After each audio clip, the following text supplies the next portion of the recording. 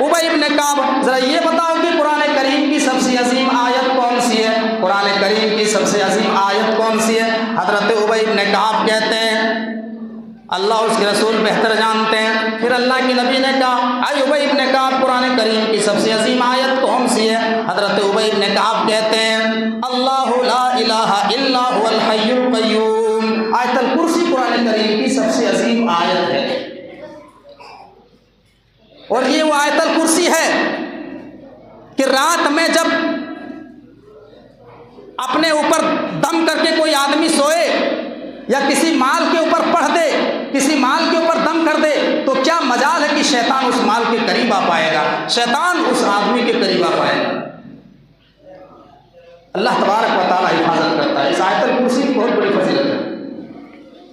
एक मर्तबा सही मुस्लिम की रिवायत है, सदकतुल फित्र का माल आया। सदकतुल फित्र जो रमज़ान में निकालते हैं, ईद से एक दिन पहले, एक दो दिन पहले भी निकाला जा सकता है। एक दो दिन पहले ये सदकतुल फित्र का जो माल होता है, जो अनाज होता है, उसको जमा किया गया और उसकी रखवाली करने के लिए अल्लाह के नबी ने हजरत अबू हुरैरा को मुकर्रर कर दिया। अबू हुरैरा माल की निगरानी करने लगे रात में। अबू हुरैरा से कहा अबू हुरैरा इस माल की निगरानी करना, इस माल की देख रेख करना। रात में एक शैतान इंसान की शक्ल में आता है और माल को, अनाज को चोरी कर रहा है, भर भर करके दामन में भर रहा है। अब हुर्रा ने पकड़ लिया, चोर क्या कर रहे हो, माल चोरी कर रहा है। पकड़ लिया। हाँ, कहा कि अबू हुरैरा तुझे मालूम नहीं है मैं बहुत परेशान आदमी हूँ, मेरे छोटे छोटे बच्चे हैं, मैं कई दिन से भूखा प्यासा हूँ, हमारे बच्चे भूखे हैं, आज मुझे छोड़ दो, कल नहीं आऊँगा। कहा तू सही कह रहा है? कहा मैं सही कह रहा हूँ, मैं नहीं आऊँगा, छोड़ दीजिए मुझे, माफ़ कर दीजिए। कहा ठीक है जाओ। अबू हुर्रा सुबह जैसे हुई, अबू हुर्रा ने अल्लाह के नबी सल्लल्लाहु अलैहि वसल्लम को बताया कि अल्लाह के नबी ऐसी ऐसी बात हुई, रात में एक चोर आया था, माल चुरा रहा था। कहाँ? मुझे जिब्राइल ने बता दिया। कहा अबू हुरैरा आज रात में देखना, आज रात ताक में रहना, आज वो फिर आएगा, आज वो फिर आएगा। क्यों? इसलिए कि अल्लाह के रसूल ने कह दिया है कि आज आएगा तो आएगा। आज लोग रसूल की बात को परखते हैं, रसूल की बात को परखते हैं। देखें ये मेरे मौलाना के मुताबिक है या नहीं।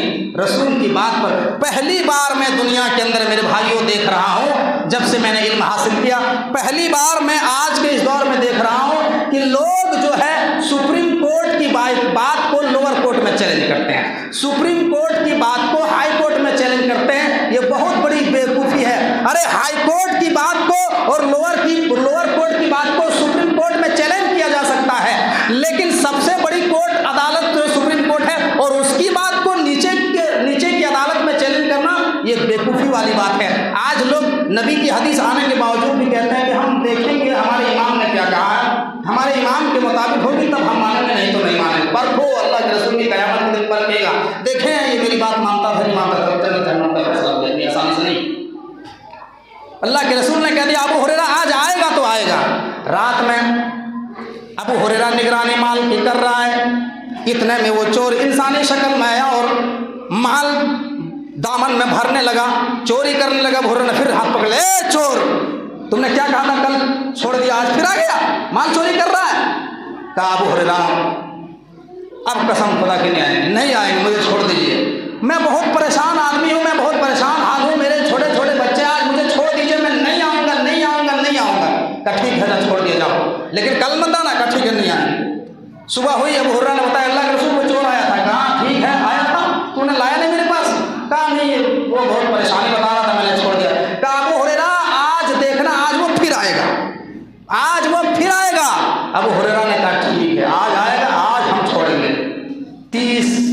तीसरा दिन जो है अबू हुरैरा ने निगरानी की अमाल को ताक में बैठ गया और जैसे ही रात की तारीकी छाई, आधी रात गुजरी, फिर वो चोर इंसानी शक्ल में आकर के माल चोरी करने लगा। अबू हुरैरा ने फिर पकड़ लिया, ए चोर चल, आज मैं अल्लाह के रसूल के पास लेकर के चलता हूँ। अब वो चोर जो है जमीन के ऊपर लेट गया, गिड़गिड़ाने लगा कि मुझे छोड़ दो, अब मैं नहीं आऊँगा, नहीं आऊँगा। कहा कि नहीं आज तो बेटा छोड़ने वाले नहीं, आज तो तुझे ले चलेंगे हम अल्लाह के रसूल के पास। कहा अबू हुरैरा मैं तुझे एक दुआ बताता हूँ, मैं तुझे एक दुआ बताता हूँ, अगर उस दुआ को माल के ऊपर پڑھ کر کے دم کر دیا جائے تو مال کی حفاظت ہوتی ہے، مال کی کبھی چوری نہیں ہو سکتی ہے۔ ابو ہریرہ نے کہا چور کہیں گے تو دعا بتائے گا، چور اور دعا بھٹ تیری دعا پہ کون بھروسہ کرے گا؟ کہا کہ اللہ کی قسم مجھے یہ دعا معلوم ہے۔ کہا اچھا وہ کون سی دعا ہے؟ تو وہ شیطان کہتا ہے کہ اگر مال کے اوپر اللہ لا الہ الا هو الحی القیوم آیت الکرسی پڑھ کر کے مال کے اوپر دم کر دیا جائے تو اس مال کی حفاظت ہوتی ہے، اللہ اس مال کے اوپر ایک فرشتہ مسلط کر دیتا ہے، اس مال کی کبھی چوری نہیں ہوتی ہے۔ ابو ہریرہ صبح ہو کر کے اللہ کے نبی کے پاس آئے، کہا کہ اللہ کے نبی رات میں چور آیا تھا میں نے چھوڑ دیا۔ کہا اچھا اس کو لائے نہیں میرے پاس؟ کہا کہ اللہ کے رسول اس نے ایک بڑی اچھی دعا بتائی ہے، میں آپ سے پوچھنے کے لیے آیا ہوں کہ اس نے یہ دعا صحیح بتائی کہ غلط بتائی۔ اللہ کے نبی نے کہا اے ابو ہریرہ وہ کون سی دعا ہے؟ کہا کہ آیت الکرسی بتائے کہ آیت الکرسی کو اگر مال کو پڑھ کر دم کر دیا جائے تو مال کی چوری نہیں ہوتی ہے۔ کہا اے ابو ہریرہ اس نے جو دعا بتائی ہے اللہ کی قسم یہ دعا بالکل صحیح ہے، یہ دعا برحق ہے، اگر آیت الکرسی کو مال کے اوپر دم کر دیا جائے، مال کے اوپر پڑھ کر کے پھونک دیا جائے تو اس مال کی حفاظت ہوتی ہے، اللہ تبارک و تعالیٰ ایک فرشتہ مسلط کر دیتا ہے۔ لیکن اے ابو ہریرہ جانتے ہو بتانے والا کون تھا؟ کہا کون تھا؟ کہا ذاک شیطان، بتانے والا شیطان تھا۔ میرے بھائیوں اس حدیث سے بہت ساری باتیں معلوم ہوتی ہے۔ پہلی بات تو یہ معلوم ہوئی کہ جو ہے شیطان ہمارے مال میں چوری بھی کر سکتا ہے، ہمارے مال میں چوری کر سکتا ہے، اور بہت سارے کیسز آتے ہیں الماری بند ہے، تجوری بند ہے، چابی میرے پاس ہے اور الماری سے پیسے غائب ہو گئے، اناج کی چوری ہو گئی۔ میرے بھائیوں شیطان اور جنات چوری بھی کرتے ہیں۔ اور دوسری بات یہ معلوم ہوئی کہ کبھی کبھی شیطان بھی اچھی باتیں کر دیتے ہیں، اور تیسری بات یہ معلوم ہوئی کہ شیطان کی بات کی تصدیق اگر محمد الرسول اللہ کر دیں اور شیطان کی بات پر مہر محمد الرسول اللہ لگا دیں تو شیطان کی بات بھی حدیث بن جاتی ہے۔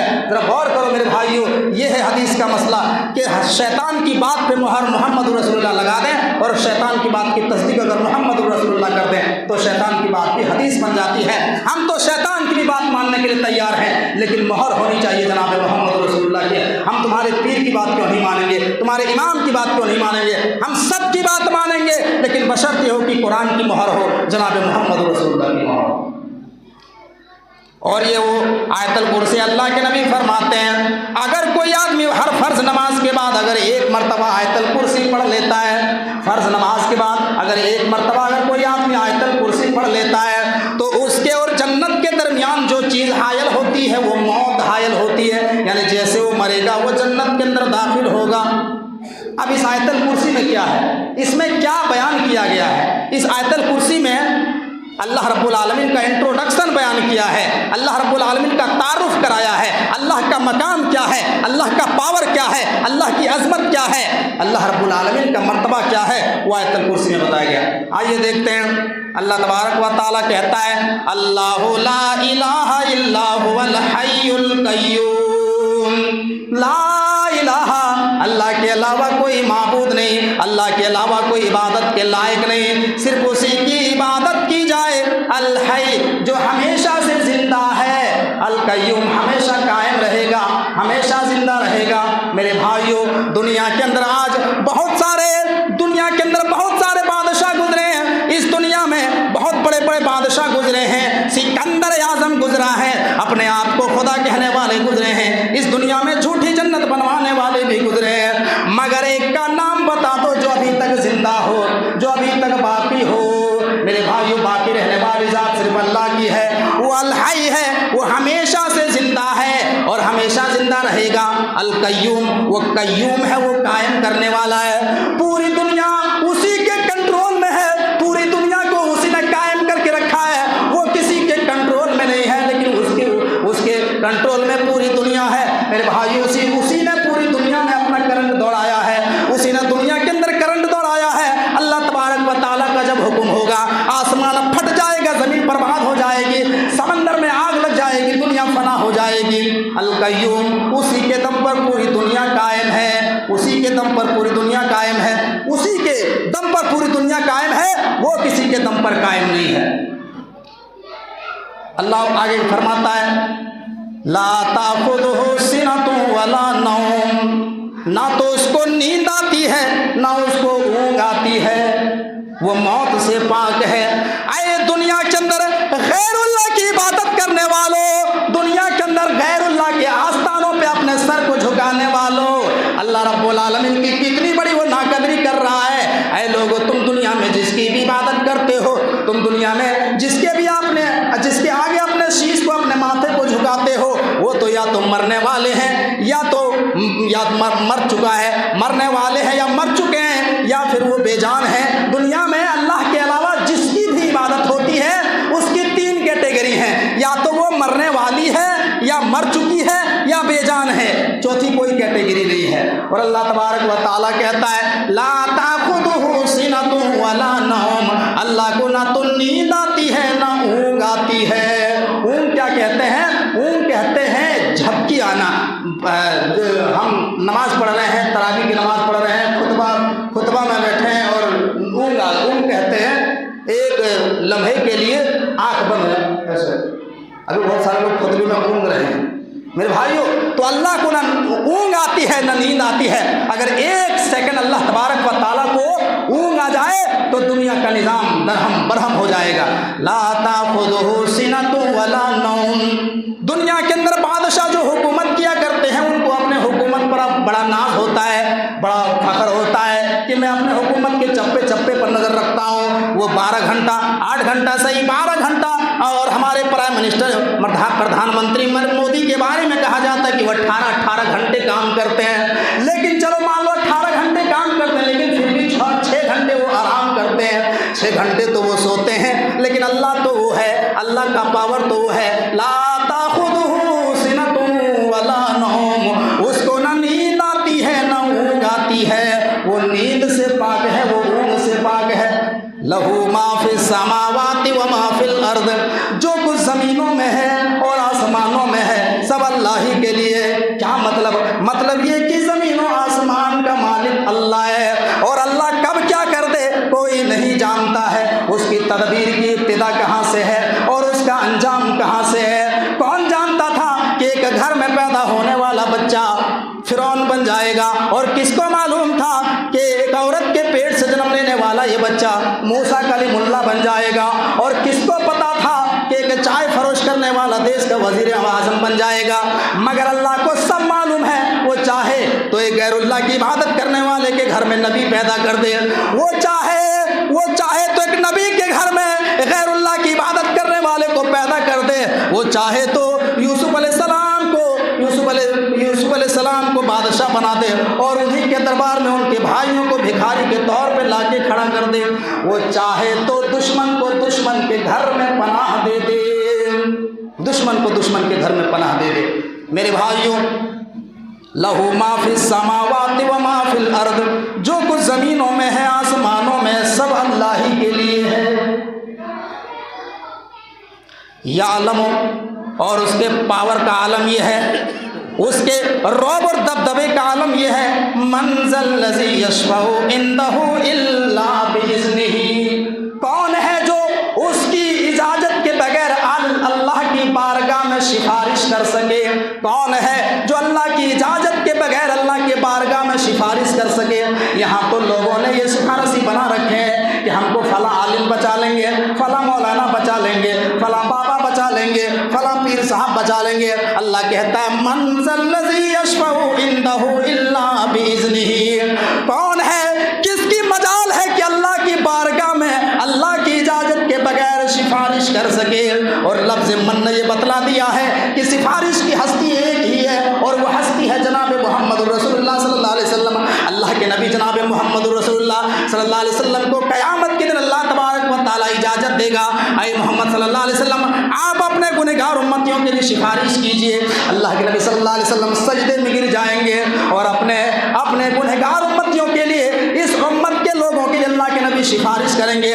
ارفع راسک یا محمد سل توتا، یہاں تک کہ اللہ کہے گا اے محمد صلی اللہ علیہ وسلم اپنے سر کو اٹھاؤ، سل مانگو توتا، آپ جو مانگیں گے اللہ آپ کو دے گا۔ اشفع تو شفع، آپ شفاعت کیجئے اپنے گنہگار امتیوں نیکیوں کی اللہ تعالیٰ آپ کے شفاعت کو قبول فرمائے گا۔ لیکن کتنے لوگوں کی شفاعت اللہ کے نبی کریں گے میرے بھائی؟ یہ کوئی کنفرم گنتی تعداد موجود نہیں ہے۔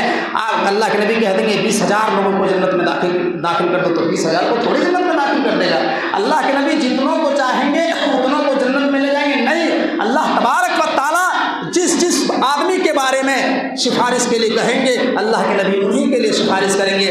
اور حدیث میں آتا ہے، بخاری کی روایت ہے، اللہ کے نبی اسی کی سفارش کریں گے قیامت کے دن جس نے دنیا میں شرک نہ کیا ہوگا، جو دنیا میں توحید کی حالت میں دنیا سے گیا ہوگا، اسی کی سفارش کریں گے۔ قبر پرست کی سفارش نہیں کریں گے، جو اللہ کے علاوہ دوسروں کی عبادت کرتے ہیں اس کی سفارش اللہ کے رسول نہیں کریں گے۔ میرے بھائیوں ذرا غور کیجئے، وہ لوگ سفارش سے محروم ہو جائیں گے۔ تو اللہ کے رسول کے کنٹرول میں اگر سفارش ہوتی تو اللہ کے نبی پھر اپنے چچا کو جہنم میں لے جائیں گے، اپنی ماں کو، اپنے باپ کو، پھر سب کو جو ہے اللہ کے رسول جنت میں لے جائیں گے۔ لیکن دنیا جانتی ہے اللہ کے نبی کے چچا ابو طالب جہنمی ہے۔ دنیا جانتی ہے اللہ کے نبی کو اجازت نہیں دی گئی، اللہ کے نبی کے ماں کی قبر میں جب گئے مغفرت طلب کرنے کے لیے اجازت نہیں ملی دعا کرنے کے لیے۔ میرے بھائیوں تو اللہ جتنوں کو چاہے گا اتنوں کو معاف کرے گا۔ آگے اللہ کہتا ہے یعلم ما بین ایدیہم وما خلفہم، وہ آگے کی تمام باتوں کو جانتا ہے اور پیچھے کی تمام باتوں کو جانتا ہے۔ کیا ہونے والا ہے اور جو ہو چکا ہے دونوں کا علم اللہ کے پاس ہے۔ آگے فیوچر میں کیا ہونے والا ہے اور جو پاسٹ میں ہوا ہے اللہ تبارک و تعالیٰ دونوں کا علم رکھتا ہے۔ یعلم ما بین ایدیہم وما خلفہم ولا یحیطون بشیء من علمہ الا بما شاء۔ اور اللہ تبارک و تعالیٰ کہتا ہے اے میرے بندو، ہم نے دنیا میں تمہیں جو علم دیا ہے بس تم اتنا جانتے ہو، اس سے زیادہ نہیں جانتے ہو۔ اللہ تعالیٰ کے علم نے پوری دنیا کو گھیر رکھا ہے، اللہ تعالیٰ کے علم پوری دنیا کو احاطہ کر رکھا ہے، لیکن اللہ کے علم کو کوئی احاطہ نہیں کر سکتا ہے الا بما شاء، مگر اتنا تم جانتے ہو جتنا اللہ نے تمہیں علم دے دیا ہے۔ آج تم بہت اپنے علم پر تکبر کرتے ہو کہ میں بہت بڑا ڈاکٹر ہوں، میں بہت بڑا انجینئر ہوں، میں بہت بڑا عالم ہوں، میں بہت بڑا مفتی ہوں، میں بہت بڑا محدث ہوں۔ اللہ کہتا ہے اے میرے بندو، تمہارے پاس اتنا علم ہے جتنا میں نے دیا ہے، اس سے زیادہ تم نہیں جانتے ہو۔ میں نے تمہیں جتنا علم دیا ہے تم اتنے جانتے ہو، اس سے زیادہ تمہارے پاس علم نہیں ہے۔ آج لوگوں کو اللہ تبارک و تعالیٰ نے مختلف شعبوں میں اللہ نے صلاحیت دے دی، کسی کو بہترین خطیب بنا دیا، کسی کو بہترین ڈاکٹر بنا دیا، کسی کو بہترین فلاسفر پر علم دے دیا، کسی کو سائنٹسٹ بنا دیا، کسی کو حکیم پر صلاحیت دے دی۔ اللہ رب العالمین نے نالج کو بانٹ دیا ہے، نالج کو بانٹ دیا ہے۔ تم اتنا ہی جان سکتے ہو جتنا اللہ نے تمہیں علم دیا ہے۔ اللہ کے علم کا کوئی احاطہ نہیں کر سکتا ہے، مگر اللہ کے علم نے پوری دنیا کو احاطہ کر کے رکھا ہے۔ وسع کرسیہ السماوات والارض، اور اللہ کی کرسی نے زمین و آسمان کو گھیر کر کے رکھا ہے۔ یہ اللہ کی کرسی کیا ہے؟ اللہ کی کرسی کہتے ہیں اللہ کے پیر رکھنے کی جگہ، جہاں پہ اللہ پیر رکھتا ہے۔ حدیث میں آتا ہے کہ اللہ کے نبی صلی اللہ علیہ وسلم جہاں پہ پیر رکھتے ہیں اس پیر کے رکھنے کی جگہ جو کرسی ہے، اللہ کے نبی فرماتا ہے کہ اس کرسی نے پوری دنیا کو گھیر رکھا ہے۔ اتنی بڑی اللہ کی کرسی ہے۔ صحابی رسول بیان فرماتے ہیں کہ اللہ کی کرسی کی وسعت سمجھنا ہے تو ایسے سمجھو جیسے ایک بڑا سا جنگل ہو، ایک بڑا سا جنگل ہو اور اس جنگل میں پڑی ہوئی ایک معمولی سی انگوٹھی ہو، جنگل میں پڑی ہوئی معمولی سی ایک انگوٹھی ہو اللہ کی کرسی کے مقابلے میں یہ زمین و آسمان اتنے چھوٹے ہیں میرے بھائیوں۔ اللہ کی کرسی نے زمین و آسمان کو گھیر رکھا ہے۔ اتنی بڑی اللہ کی کرسی ہے جہاں اللہ اپنا دونوں پیر رکھتا ہے۔ موضع قدمین، جہاں اللہ اپنے دونوں پیر رکھتا ہے۔ اس عقیدے سے یہ پتہ چلا اللہ کے دو پیر بھی ہیں۔ اور اللہ تبارک و تعالیٰ کی کتنی بڑی ناقدری کرتے ہیں وہ لوگ جو اللہ کے علاوہ دوسروں کو پکارتے ہیں۔ تم جس کو پکارتے ہو یا تو وہ زمین میں ہے یا آسمان میں ہے، اور زمین و آسمان کا حال یہ ہے کہ زمین و آسمان کو اللہ کی کرسی نے گھیر رکھا ہے۔ جب اللہ کی کرسی اتنی بڑی ہے تو اللہ کا عرش کتنا بڑا ہے، اور جب اللہ کا عرش اتنا بڑا ہے تو اللہ جس کرسی جہاں پہ بیٹھا ہے، اللہ کی ذات کتنی بڑی ہے میرے بھائیوں، ہم سوچ بھی نہیں سکتے۔ وَهُوَ الْعَلِيُّ الْعَظِيمُ، اللہ تعالیٰ علی ہے، علی کا مطلب بلند ہے، بلند ہے۔ اس سے اہل سنت والجماعت کا عقیدے کا پتہ چلتا ہے کہ اللہ تبارک و تعالیٰ جو ہے وہ بلندی پر ہے، آسمانوں پر ہے۔ آج بہت سارے لوگ کہتے ہیں کر کر میں شنکر، کچھ لوگوں کا عقیدہ کیا کر کر میں شنکر ہے، ہر جگہ بھگوان ہے۔ اگر ہر جگہ ہم مان لیں گے کہ اللہ ہر جگہ ہے تو نعوذ باللہ بہت گڑبڑی پیدا ہو جائے گی۔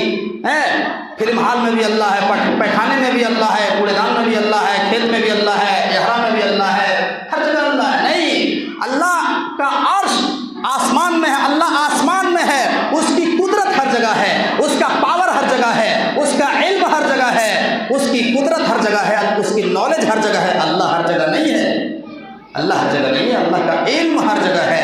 اللہ کہاں ہے؟ آسمان ہے۔ ثم استوى علی العرش، اللہ کا ٹھکانہ عرش میں ہے، اللہ عرش میں ہے، وہاں سے اللہ تعالیٰ پوری دنیا کو دیکھتا ہے، پوری دنیا پر کنٹرول کرتا ہے۔ اس کے بعد جو ہے اللہ تبارک و تعالیٰ یہ کہتا ہے کہ دین کے معاملے میں کوئی زور و زبردستی نہیں ہے۔ گن پوائنٹ پر زبردستی اسلام آپ نہیں پھیلا سکتے، زبردستی آپ کسی کو نماز نہیں پڑھوا سکتے، زبردستی آپ کسی کو کلمہ نہیں پڑھوا سکتے، زبردستی آپ کسی کو روزہ نہیں رکھوا سکتے۔ ہم خطبہ دے دیں گے، ہم تقریر کر دیں گے، ہم کسی کو پکڑ کر کے مسجد میں لا پائیں گے کہ چلو آپ نماز پڑھیے، آپ روزہ کیوں نہیں رکھتے ہیں، آپ قرآن کی تلاوت کیوں نہیں کرتے؟ ہم نہیں کہہ سکتے۔ نماز پڑھو گے تمہاری آخرت بنے گی، نہیں پڑھو گے تو اللہ کا کچھ بال بکا ہونے والا، کچھ بگڑنے والا نہیں۔ دین کے معاملے میں زور و زبردستی نہیں آنے والا ہے۔ ہم کسی کو زبردستی نماز نہیں پڑھوا سکتے، ہمارے پاس وہ پاور نہیں ہے، نہ ہم کو اسلام نے پاور دیا ہے، نہ اللہ نے پاور دیا۔ اللہ نے کیا کہا قرآن میں؟ لست علیہم بمسیطر، اے نبی ہم آپ دروگا بنا کر کے نہیں بھیجے گئے ہیں کہ آپ ڈنڈا لے کر کے نکل جائیں گے مکہ میں اور لوگوں کو مارتے پھریں گے کہ کلمہ پڑھو، کلمہ کیوں نہیں پڑھتے، مسلمان کیوں نہیں۔ آپ کا کام ہے سمجھانا، آپ کا کام ہے نصیحت کرنا، آپ کا کام ہے واعظ کرنا، آپ زبردستی نہیں کر سکتے ہیں۔ اور میں یہ کہہ دینا چاہتا ہوں میرے بھائی، بڑی ذمہ داری کے ساتھ، میں فتویٰ دیتا میں مفتی نہیں ہوں، لیکن میں یہ آج میں جذبات میں ہوں، جوش میں ہوں، یہ کہہ دیتا ہوں کہ جو لوگ جاننے کے باوجود بھی، ہر مسلمان کو معلوم ہے کہ اللہ تعالیٰ نے میرے اوپر 5 ٹائم کی نماز فرض کیا ہے، اور اس کے باوجود بھی لوگ جان بوجھ کر کے نماز نہیں پڑھتے ہیں، صرف جمعہ کی نماز پڑھتے ہیں، وہ دائرے اسلام سے خارج ہیں، وہ کافر ہیں میرے بھائیو۔ جب تک وہ کلمہ پڑھ کے مسلمان نہیں ہوگا وہ کافر ہیں۔ جس طریقے سے غیر مسلم ہے اسی طریقے سے تم لوگوں میں کوئی فرق نہیں۔ یہ ہم نہیں کہہ رہے، سعودی عرب کے علماء کا فتویٰ ہے، یہ انڈیا کے عالموں کی بات نہیں کر رہا ہوں، سعودی عرب کے علماء کا فتویٰ یہی ہے کہ جو جان بوجھ کر کے نماز چھوڑتا ہے، نماز نہیں پڑھتا ہے، وہ مسلمان نہیں ہے، اس کو مسلمان کے قبرستان میں دفن کرنے کی بھی اجازت اسلام نے نہیں دی ہے، اور اسی پر عمل کرتے ہیں ہمارے جھارکھنڈ کے سابق امیر مولانا حفاظت اللہ صاحب سلفی۔ وہ جو بے نمازی ہوتے ہیں وہ ڈائریکٹ اس کو کلمہ پڑھواتے ہیں کہ تم کافر ہو، کلمہ پڑھو تب تم اسلام میں داخل ہو، تو یہ اس فتوے پر عمل کرتے ہیں، ہم اس پر عمل نہیں کرتے میرے بھائیوں۔ تو سعودی عرب علماء کے مطابق جو نماز کو چھوڑتا ہے، نماز نہیں پڑھتا، وہ کافر ہے۔ زبردستی ہم کسی کو نماز نہیں پڑھوا سکتے۔ اللہ کہتا ہے قرآن میں لا اکراہ فی الدین، دین کے معاملے میں زبردستی نہیں ہے، دین کے معاملے میں کوئی زور و زبردستی نہیں ہے۔ قد تبین الرشد من الغی فمن یکفر بالطاغوت ویؤمن باللہ فقد استمسک بالعروۃ الوثقی۔ اللہ کہتا ہے کہ ہم نے ہدایت اور گمراہی کو واضح کر دیا ہے، ہم نے ہدایت اور گمراہی کو واضح کر دیا ہے۔ جس نے طاغوت کی عبادت کو چھوڑ کر کے اللہ کے اوپر ایمان لایا، اس نے گویا مضبوط کڑے کو تھام لیا، مضبوط کڑے کو پکڑ لیا۔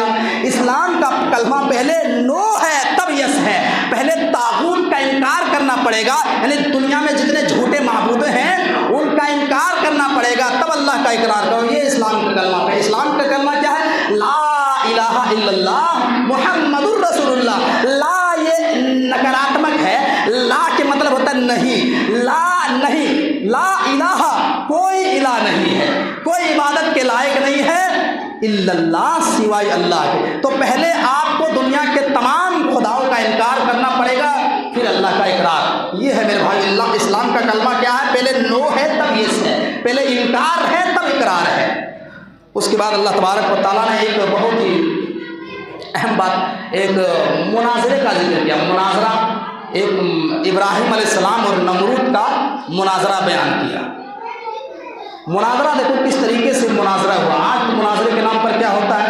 مناظرے کے نام پر آج جھگڑا ہوتا ہے، لوگ چیختے ہیں، چلاتے ہیں۔ آج کا دور مناظرے کا دور نہیں، آج کا دور گلگلیا کا دور ہے، آج کا دور پجیرا کا دور۔ لوگ پجیرا کی طرح کرتے ہیں، سنتے کم ہے، سناتے زیادہ ہے، اپنی بات پچر پچر پچر کرتے رہتے ہیں۔ دیکھیے مناظرہ حضرت ابراہیم علیہ السلام سے نمرود، اس دور کا جو بادشاہ تھا ابراہیم کے زمانے کا، اس بادشاہ کا نام تھا نمرود۔ نمرود جو ہے ابراہیم سے مناظرہ کر رہا ہے، اور مناظرہ کرتے ہوئے کہتا ہے، اللہ نے قرآن میں نقشہ کھینچا، الم تر الی الذی حاج ابراہیم فی ربہ ان آتاہ اللہ الملک۔ ذرا یاد کرو اس انسان کو جس کو اللہ نے بادشاہ بنایا تھا، وہ اللہ کے بارے میں ابراہیم سے مناظرہ کر رہا تھا۔ ابراہیم نے کہا، اذ قال ابراہیم فی ربہ، اذ قال ابراہیم ربی الذی یحیی و یمیت۔ ابراہیم نے کہا میرا رب تو وہ ہے جو لوگوں کو زندگی دیتا ہے اور موت دیتا ہے۔ تو نمرود نے کہا، قال انا احیی و امیت، ارے میں بھی تو زندگی دیتا ہوں، میں بھی تو موت دیتا ہوں۔ اس میں کون سی بڑی بات ہے؟ اگر تمہارا رب جو ہے زندگی دیتا ہے، موت دیتا ہے، میں بھی زندگی دیتا ہوں، میں بھی موت دیتا ہوں۔ اب بتاؤ یہ بادشاہ کیسے کیسے تاریخ کے اندر اندھ بھکت لوگ گزرے، بیوقوف بادشاہ گزرے۔ اب یہ بادشاہ ہے صاحب، کہا کہ کیسے آپ زندگی دیتے ہیں، موت دیتے ہیں؟ تو اس نے کیا کیا، قید خانے سے ایک آدمی کو بلایا جس کو پھانسی کی سزا ہو چکی تھی، جس کو موت کی سزا سنائی جا چکی تھی، اس کو بلایا اور ایک بے قصور آدمی کو بلایا ہے۔ تو اس نے کیا کیا، بے قصور آدمی کو قتل کر دیا، اور جس کو پھانسی کی سزا کا اعلان ہو چکا تھا اس کو چھوڑ دیا۔ تو کیا کہا، دیکھو ہم بھی زندگی دیتے ہیں، ہم بھی موت دیتے ہیں، ایک کو ہمیں زندگی دی، ایک کو موت دے دی۔ اب بتائیے صاحب، اب ابراہیم نے یہ نہیں کہا کہ کتنا بڑا بیوقوف ہے، ہم کون سی زندگی اور موت کی بات کر رہے ہیں اور تم کون سی زندگی اور موت کی بات کر رہے ہو۔ ابراہیم نے اس سے بھاری دلیل دی، اس سے بھاری دلیل دی اور کہا، قال فإن اللہ یأتی بالشمس من المشرق فأتی بها من المغرب۔ نمرود صاحب چلو میں نے مان لیا کہ تم بھی زندگی دیتے ہو، تم بھی موت دیتے ہو، لیکن چلو ایک کام اور آپ کر دیجئے، میرا رب تو وہ ہے، میں جس کو اپنا رب مانتا ہوں، میرا رب وہ ہے جو سورج کو مشرق سے نکالتا ہے اور مغرب میں ڈباتا ہے۔ اے نمرود صاحب آپ ایک دن سسٹم کو بدل دیجئے، آپ ایک دن سورج کو پچھم سے نکال دیجئے۔ فبہت الذی کفر، نمرود ہکا بکتا رہ گیا، نمرود جھولے میں رہ گیا، اس کے پاس کوئی جواب نہیں تھا۔ تو یہ ہوتا ہے مناظرہ ہے، جب سامنے والا آپ کی دلیل کا بیوقوفی والا جواب دے تو آپ اس سے بھاری دلیل دے دو تاکہ وہ ایک دم اسٹک ہو کے رہ جائے، مربوط ہو کر کے رہ جائے۔ اس کے بعد جو ہے ٹائم ہو گیا، اس کے بعد جو اللہ تبارک و تعالیٰ نے ایک غلط فہمی کو دور کیا، ایک بہت بڑی غلط فہمی کو اللہ نے دور کیا۔ غلط فہمی کیا ہے؟ غلط فہمی یہ ہے کہ انسان جب دنیا میں سب کا خیرات کرتا ہے، اللہ کے راستے میں مال خرچ کرتا ہے، مسجد میں پیسہ دیتا ہے، مدرسے میں دیتا ہے، جلسے میں پیسہ دیتا ہے، انفاق فی سبیل اللہ میں اللہ کے راستے میں پیسہ خرچ کرتا ہے، تو شیطان جو ہے دنیا بھر کی وسوسے اس کے دل میں ڈالتا ہے کہ ارے تو کاہے اللہ کے راستے میں مال خرچ کر رہا، تیرا پیسہ ختم ہو جائے گا، تیرا مال برباد ہو، تیرے پاس کتنا پیسہ ہے، تو اگر 1 لاکھ میں 2.5% زکوٰۃ دے دے گا، نکال دے تو 2500 روپے کم ہو جائیں گے، 98,000 روپیہ ہو جائے گا، تمہارے پاس پیسے کم پڑ جائیں گے، مت دو، مت خرچ کرو۔ اور جہاں دنیاوی معاملہ آئے، جہاں شیطان کے راستے میں مال خرچ کرنے کا نمبر آئے، وہاں شیطان جو ہے حاتم طائی کا باپ بنا دیتا ہے، خرچ کر بے حساب، بہت، ارے پیسہ کیا ہے، پیسہ آتا ہے چلا جائے، پیسہ کی آپ کیا فکر کر رہے ہیں، پیسہ کوئی آپ جتنا خرچ کرنا کریے، انسان کو افسوس نہیں۔ دین کے معاملے میں انسان جب خرچ کرتا ہے تو اندر جو ہے انسان جو ہے شیطان دنیا بھر کی باتیں ڈالتا ہے کہ تیرا پیسہ کم ہو جائے گا، 100 روپے دے گا تو تیرا کیا ہوگا، تیرے بچے کیسے رہیں گے، 500 روپے تو مسجد میں دے رہا ہے۔ اور جہاں شیطانی کاموں میں پیسہ خرچ کرنے کا نمبر آئے، ناچ گانے میں پیسہ خرچ کرنے کا نمبر آئے، چترہار اور ڈانس میں پیسہ دینے کا نمبر آئے، تو وہاں انسان بے تحاشا پیسہ خرچ کرتا ہے، وہاں پر انسان کو 1% بھی افسوس نہیں ہوتا ہے صاحب۔ اگر مسلمانوں کی غریبی آپ کو دیکھنا ہے، مسلمانوں کی غریبی اگر آپ کو دیکھنا ہے تو جمعے کے دن آ کر کے مسجد میں دیکھو صاحب، مسجد میں جمعے کے دن آ کر کے دیکھو، ڈبے میں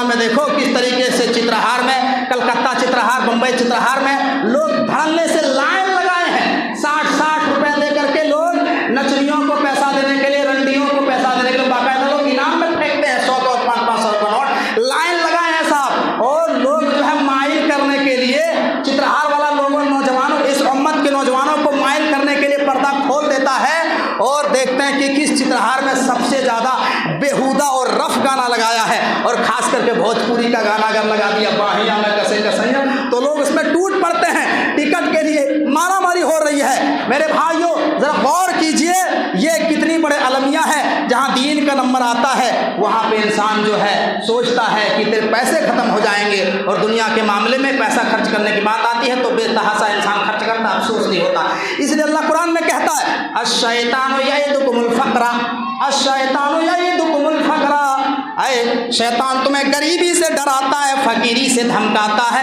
अश-शैतानु यइदुकुमुल फ़क़्रा, ऐ इंसान तू माल जो खर्च कर रहा अल्लाह के रास्ते में तेरा माल कम हो जाएगा।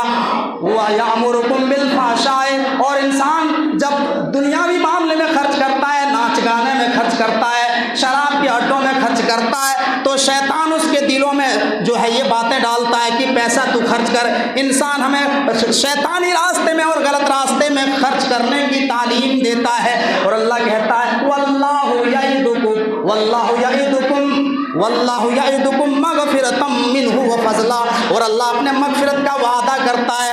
अल्लाह अपने मगफिरत और बख्शिश का वादा करता है, अपने फजल व करम का वादा करता है। तो यही मामला है मेरे भाई, बहुत बड़ी गलतफहमी है लोगों के अंदर।